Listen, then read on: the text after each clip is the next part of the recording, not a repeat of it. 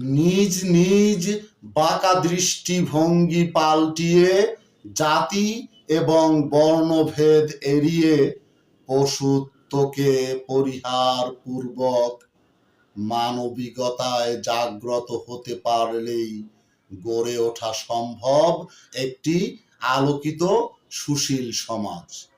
সুপ্রিয় দর্শক শ্রোতা, আপনাদের সমীপে আমার এবারের নিবেদন একটি অনুকাব্য। অনুকাব্যটির শিরোনাম তেলবাজ সাবধান। কলমে ও আবৃত্তিতে আমি গোলাম ফেরদৌস মনির। আছো যত তেলবাজ শোনো বলি আজ, এখনো হও সাবধান। হাত কসলানি বন্ধ করে এবার মুখে লাগাম টান।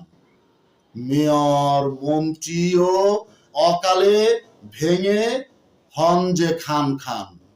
এমনকি বিধির বামে নিজ দলও করে প্রত্যাখ্যান।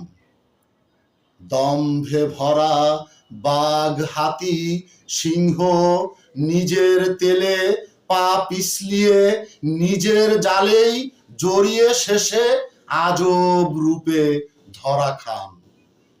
এত এত ক্ষমতাবান লাগাতার হতে থাকে পদে পদে অপমান।